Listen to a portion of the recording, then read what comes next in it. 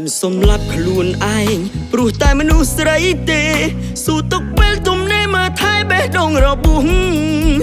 ដំណោះស្រាយតែងមានឲ្យតែយើងនៅរស់រកប្រឡោះចាក់ចេញពីការចងចាំអាប្រៃគេអាចបោះបង់យើងត្រូវតែរឹងមាំកុំបណ្ដោយខ្លួនឲ្យតទន់ទៅតាមចិត្តស្រីគេអ្នកក្បត់យើងសោះយើងមិនដឹងខ្យល់អី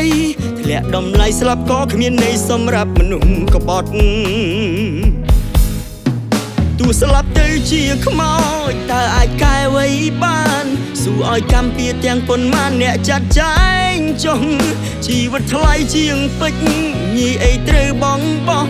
ត្រូវតែរស់ដើម្បីគ្រួសារនិងខ្លួនឯងស្លាប់ព្រោះមនុស្សសាវ៉ាគ្មានអ្នកណាសរសើរគេយកមកបញ្ចើជាការកំ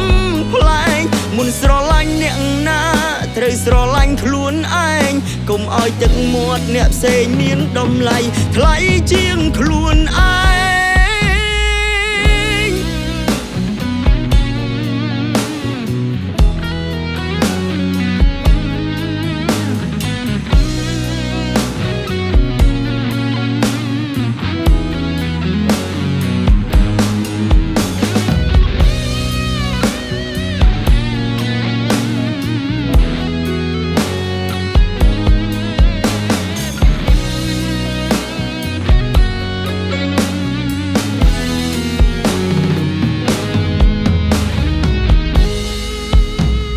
អាចបោះបង់យើងត្រូវតែរឹងមាំកុំបណ្ដោយខ្លួនឲ្យតទន់ទៅតាមចិត្តស្រីគេអ្នកក្បត់យើងសោះយើងមិនដឹងខ្យល់អីធ្លាក់ដំឡៃស្លាប់ក៏គ្មានន័យសម្រាប់មនុស្សក្បត់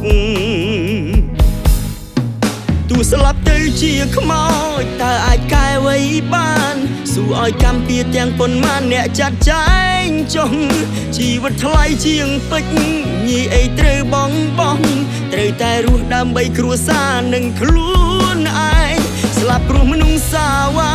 គ្មានអ្នកណាសរសើរគេយកមកបញ្ចើជាការកំប្លែងមុនស្រឡាញ់អ្នកណា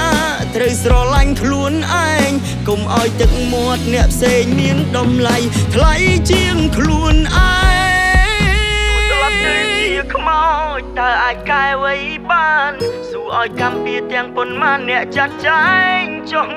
ជីវិតថ្លៃជាងពេជ្រញីអីត្រូវបងត្រូវតែរស់ដើម្បីគ្រួសារនិងខ្លួនឯងស្លាប់ព្រោះមនុស្សសាវ៉ា